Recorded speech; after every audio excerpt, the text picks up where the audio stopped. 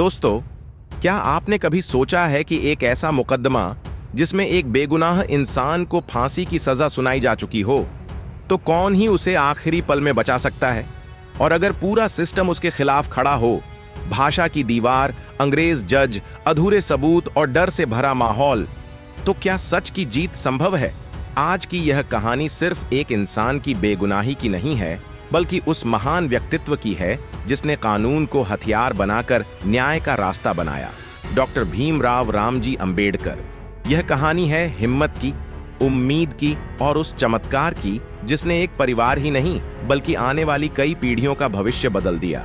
तो दोस्तों, अगर आप चैनल पर नए हो तो चैनल को अभी के अभी सब्सक्राइब करो और वीडियो को भी लाइक कर दो और वीडियो अपने दोस्तों के साथ शेयर कर दो। तो चलिए वीडियो शुरू करते हैं। दोस्तों, यह घटना आजादी से पहले के भारत की है। उस दौर में पढ़े लिखे लोग बहुत कम थे। जो थे, उनमें से कई बैरिस्टर और वकील दूसरे देशों में काम करते थे। आम आदमी के लिए अदालत में खड़ा होने वाला, उसकी भाषा समझने वाला, उसकी पीड़ा को शब्द देने वाला कोई आसानी से नहीं मिलता था। ऐसे ही समय में साउथ सोलापुर तालुका के होटगी नाम के एक गांव में शिवप्पा पाटिल नाम का एक व्यक्ति रहता था। वह गांव का पाटिल था, सम्मानित, प्रभावशाली और अपने परिवार का इकलौता सहारा। उसके पिता पुंडलिक पाटिल थे और परिवार सामाजिक रूप से प्रतिष्ठित माना जाता था। साल 1936 में एक ऐसी घटना घटी जिसने पूरे परिवार की जिंदगी बदल दी।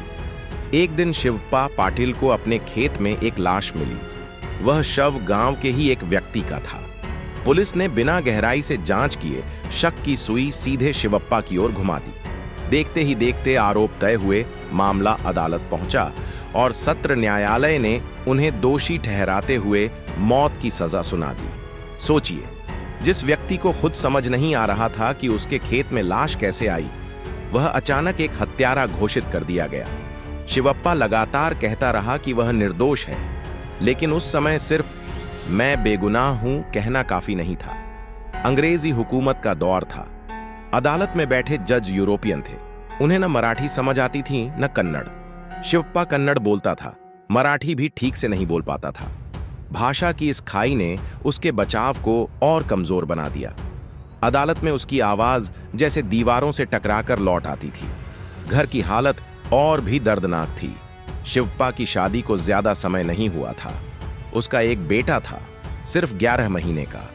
पिता पुंडलिक पाटिल के सामने सबसे बड़ा सवाल था, अगर इकलौते बेटे को फांसी हो गई तो परिवार का क्या होगा?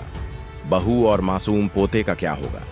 धन दौलत होने के बावजूद उस समय कोई भी वकील यह केस लेने को तैयार नहीं था, क्योंकि मामला मुश्किल था और अंग्रेजी शासन में सरकार के खिलाफ खड़े होना आसान नहीं था। इसी निराशा के बीच बीजापुर के एक रिश्तेदार आडवाने ने उम्मीद की एक किरण दिखाई।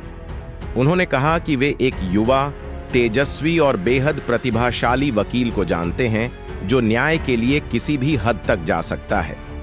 वह नाम था डॉक्टर भीमराव रामजी अंबेडकर। उस समय वे मुंबई में नहीं बल्कि पनवेल के अपने फार्म हाउस पर थे। पुंडलिक पाटिल और उनके रिश्तेदार उनसे मिलने पनवेल पहुंचे। वहां एक और चुनौती सामने आई, भाषा की। पुंडलिक कन्नड़ बोलते थे, जबकि बाबा साहेब मराठी और अंग्रेजी में अधिक सहज थे। बीच में एक परिचित व्यक्ति ने अनुवाद कर पूरी घटना विस्तार से समझाई। जब बाबा साहेब ने सारी बातें सुनी तो उन्होंने गहरी सोच विचार के बाद यह केस लड़ने का निर्णय लिया।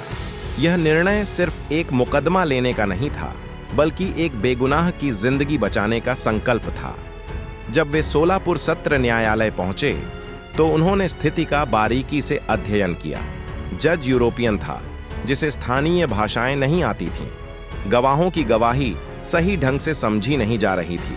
बचाव पक्ष अपनी बात स्पष्ट रूप से रख ही नहीं पा रहा था। बाबा साहेब ने सबसे पहले अदालत में आवेदन दिया कि यह केस ऐसे न्यायाधीश के सामने चले जो स्थानीय परिस्थितियों और भाषा को समझ सके। उन्होंने केस को बीजापुर ट्रांसफर करने की मांग की। उनकी दलील तार्किक और मजबूत थी। आखिरकार केस बीजापुर स्थानांतरित कर दिया गया। 24 अप्रैल 1937 को बाबा साहेब सोलापुर के वलसांग गांव पहुंचे, जहां उन्होंने दलित समुदाय के लिए खुले एक कुएं का उद्घाटन किया। यह सिर्फ पानी का स्रोत खोलना नहीं था, बल्कि सामाजिक बराबरी का संदेश था। उसके बाद वे बीजापुर पहुंचे और पूरी तैयारी के साथ अदालत में उतरे। बीजापुर में माहौल अलग था। वहां के न्यायाधीश भारतीय थे, जो स्थानीय भाषा और सामाजिक संदर्भ समझ सकते थे। बाबा साहेब ने अदालत में सबसे पहले मौत की सजा को चुनौती दी। उन्होंने पुलिस की जांच में खामियां उजागर कीं, सबूतों की कमी, परिस्थितिजन्य तथ्यों की कमजोरी और आरोपों की अस्पष्टता। उन्होंने साबित किया कि खेत में लाश मिलना मात्र एक संयोग हो सकता है और यह सीधे हत्या का प्रमाण नहीं बनता। उन्होंने गवाहों की जिरह ऐसी की कि विरोधाभास सामने आने लगे। उनकी दलीलों में कानून की गहराई भी थी और मानवीय संवेदना भी। उन्होंने अदालत को समझाया कि न्याय केवल संदेह पर आधारित नहीं हो सकता। यदि उचित और ठोस प्रमाण नहीं है तो किसी की जान लेना कानून का उद्देश्य नहीं हो सकता। धीरे धीरे अदालत का रुख बदलने लगा। पहले मौत की सजा पर पुनर्विचार हुआ, फिर पूरे फैसले की समीक्षा की गई। अंततः अदालत ने पहले का निर्णय पलट दिया और शिवप्पा पाटिल को बरी कर दिया।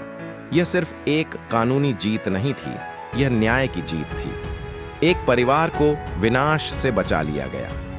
पुंडलिक पाटिल की खुशी का ठिकाना नहीं रहा। उन्होंने बाबा साहेब के सम्मान में उनकी तस्वीर हाथी पर रखकर गांव में भव्य जुलूस निकाला। हजारों लोग उस जुलूस में शामिल हुए। आज भी उस परिवार में बाबा साहेब की तस्वीर को मंदिर में स्थान दिया गया है और पूजा करने से पहले उन्हें नमन किया जाता है। शिवप्पा के बाद उनके परिवार ने समाज और राजनीति में महत्वपूर्ण भूमिका निभाई। उनके पुत्र और वंशजों ने लोकतांत्रिक व्यवस्था में भाग लिया। कोई विधायक बना, कोई जिला परिषद सदस्य, कोई कॉरपोरेटर। वे मानते हैं कि यदि उस समय बाबा साहेब मदद के लिए आगे न आते तो शायद उनका अस्तित्व ही न होता। एक सही समय पर लिया गया निर्णय कई पीढ़ियों का भविष्य गढ़ सकता है। यह इसका जीवंत उदाहरण है।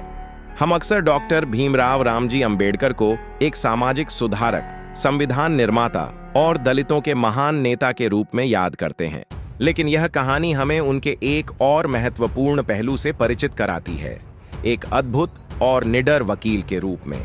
वे कानून की बारीकियों को समझते थे, अन्याय को पहचानते थे और उसे चुनौती देने का साहस रखते थे। उन्होंने यह साबित किया कि कानून यदि सही हाथों में हो तो वह अत्याचार के खिलाफ सबसे बड़ा हथियार बन सकता है। आज जब हम उन्हें एक आदर्श के रूप में देखते हैं तो हमें उनके व्यक्तित्व के हर आयाम को समझना चाहिए। वे विद्वान थे, अर्थशास्त्री थे, समाज सुधारक थे और साथ ही एक असाधारण अधिवक्ता भी थे।